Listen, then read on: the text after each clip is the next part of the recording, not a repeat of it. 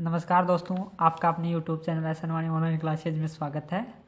आज हम पढ़ेंगे पास्ट कंटिन्यूस टेंस यानी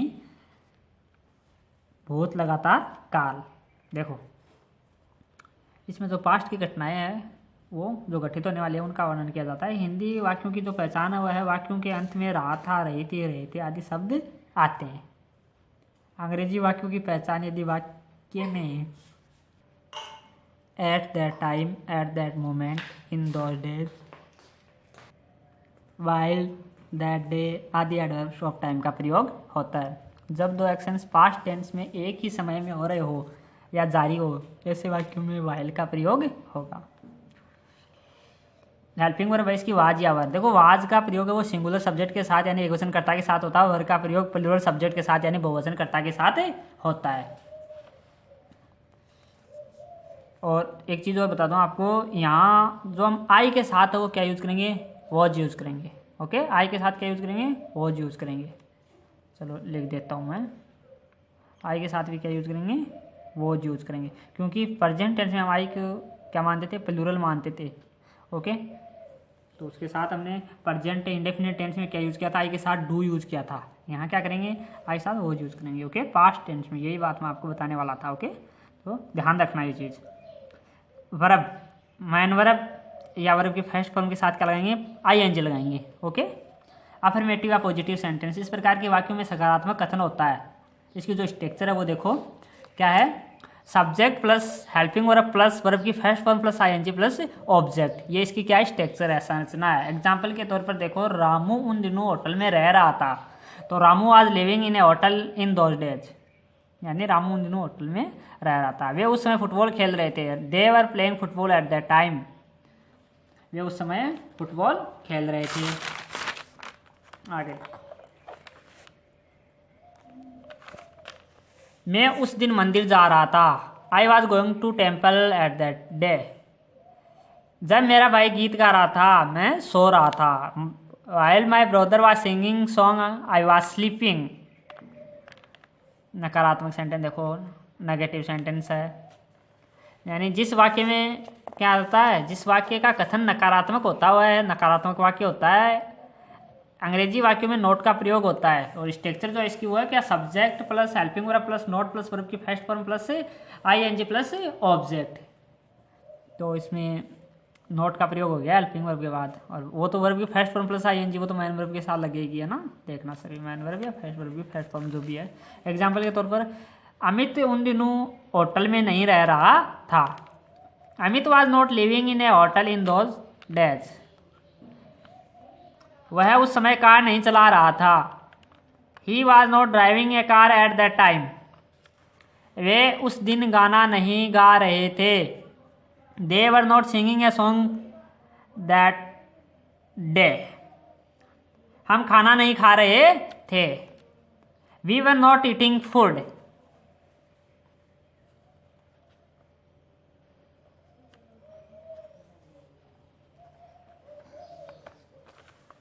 इंट्रोगेटिव सेंटेंस यानी प्रश्नवाचक वाक्य। देखो, हिंदी जो वाक्य है उसमें इसकी जो पहचान होती है वो क्या होती है? ध्यान देना, क्या शुरुआत में, वाक्य की शुरुआत में क्या आता है? क्या, और उसके बाद वाक्य के अंत में प्रश्नवाचक चिन्ह यानी क्वेश्चन मार्क। लेकिन अब आप कहोगे कि नेगेटिव इंट्रोगेटिव की पहचान ये होती है, लेकिन नेगेटिव इंट्रोगेटिव में क्या तो आता है, सही है आपका, लेकिन यहाँ नोट भी यानी नहीं भी आता है साथ में, लेकिन इसमें नहीं आ रहा है। तो ये और ये अंतर है, इसमें तो ध्यान देना। अंग्रेजी वाक्य helping verb dot dot dot question mark, जो आपकी स्ट्रक्चर है, संरचना है, यानी वो जो इसकी स्ट्रक्चर होगी क्या होगी? तो अंग्रेजी वाक्य में शुरुआत हेल्पिंग वर्ब से होगी और समाप्ति वो क्वेश्चन मार्क पे है। तो helping verb plus subject plus verb की first form plus ING plus object, ये क्या होगी? इसकी स्ट्रक्चर हो गई। एग्जाम्पल, क्या वह उस दिन घर आ रहा था? Was he coming at home, यानी दैट डे, क्या वह उस दिन घर आ रहा था? तो ओके, क्या तुम उस क्षण पुस्तक पढ़ रहे थे? Were you reading book at that moment.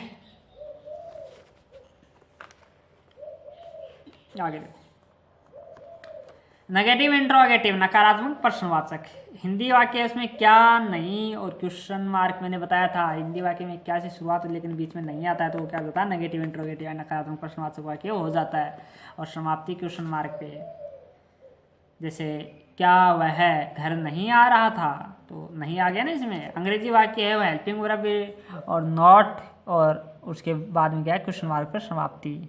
तो जैसे क्या वह घर नहीं आ रहा था का बनाएंगे तो क्या बनाएंगे, was he not coming at home, और क्वेश्चन मार्क। अब स्ट्रक्चर देख लेते हैं, संरचना इसकी क्या। Helping verb plus subject plus not plus verb की first form plus ING plus object, यानी जो इसकी स्ट्रक्चर होगी वो क्या होगी, हेल्पिंग वर्ब सब्जेक्ट उसके बाद नॉट वर्ब की फर्स्ट फॉर्म प्लस आईएनजी फिर ऑब्जेक्ट। ओके, अब जैसे एग्जांपल के तौर पर ले रहे हैं, क्या वह खाना नहीं पका रही थी, was she not cooking food, क्या वह खाना नहीं पका रही थी। आगे देख लेते हैं।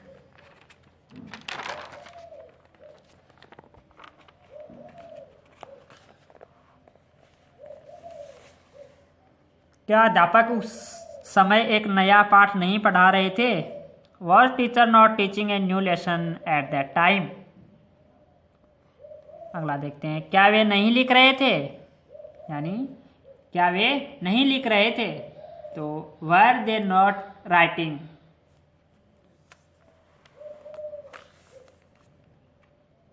अब WS सेंटेंस, WS वर्ड से स्टार्ट होते हैं, WS वाक्य भी जिनको बोलते हैं, देखते हैं। हिंदी वाक्यों के बीच में क्या, कब, कहाँ, कौन, कैसे, किसका, कौन सा आदि शब्द आते हैं। इनके अलावा और भी शब्द आ सकते हैं, किसे, तो थोड़ा ध्यान रखना, कितना, कितने, जो भी है। अंग्रेजी वाक्यों के शुरू में what, when, where, who, how, whose, which आदि वर्ड आते हैं, अर्थात WS वर्ड आते हैं। इनको क्या बोलते हैं, WH वर्ड भी बोलते हैं, WH फैमिली भी बोलते हैं। इनकी जो स्ट्रक्चर है, संरचना है, वो क्या है, ध्यान देना। WH word plus helping verb plus subject plus verb की first form plus ING plus object, question mark. Rajpal उन दिनों कहाँ रह रहा था, where was Rajpal living in those days, वे क्यों रो रहे थे, वाई वर दे क्राइंग, वे क्यों रो रहे थे।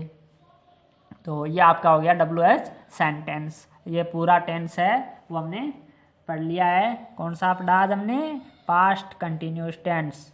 तो दोस्तों टेंस कंप्लीट हो गया है, अब भी बात करेंगे हम अगले वीडियो में। तब तक के लिए धन्यवाद, थैंक्स।